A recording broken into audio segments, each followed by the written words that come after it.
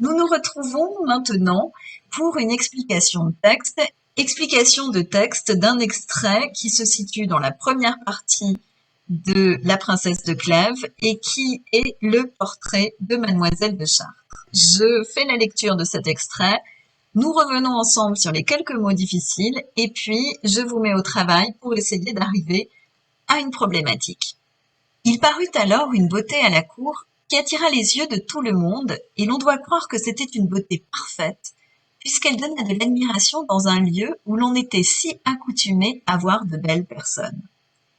Elle était de la même maison que le vidame de Chartres et une des plus grandes héritières de France. Son père était mort jeune et l'avait laissée sous la conduite de madame de Chartres, sa femme, dont le bien, la vertu et le mérite étaient extraordinaires. Après avoir perdu son mari, elle avait passé plusieurs années sans revenir à la cour. Pendant cette absence, elle avait donné ses soins à l'éducation de sa fille. Mais elle ne travailla pas seulement à cultiver son esprit et sa beauté.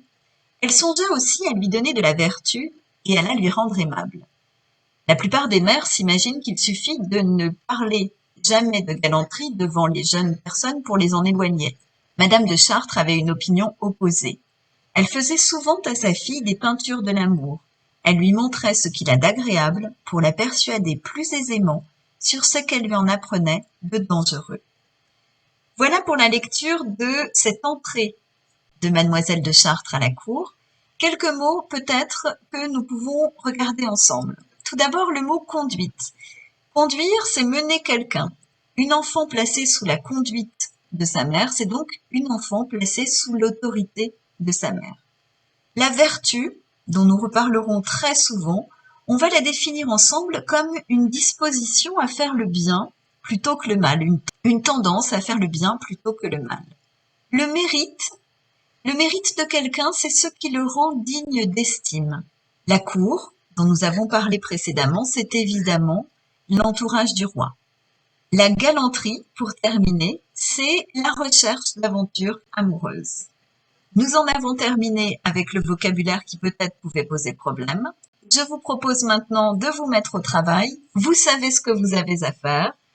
Vous repérez les différents mouvements du texte. Vous justifiez votre réponse. Un mouvement n'a de sens que si on a expliqué pourquoi on considérait que c'était un mouvement.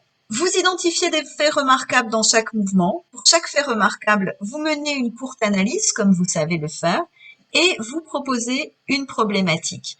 Vous remarquez que j'ai mis l'identification des faits remarquables et l'analyse de ceux-ci entre parenthèses. Ça signifie que ce travail, vous le menez pour entrer dans le texte, pour vous approprier ce texte que vous présenterez à l'oral du baccalauréat.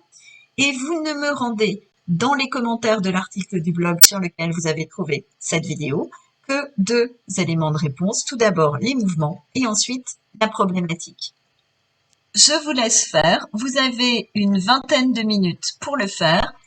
Après quoi, une deuxième vidéo paraîtra qui vous proposera une correction de cette explication de texte. Bon travail!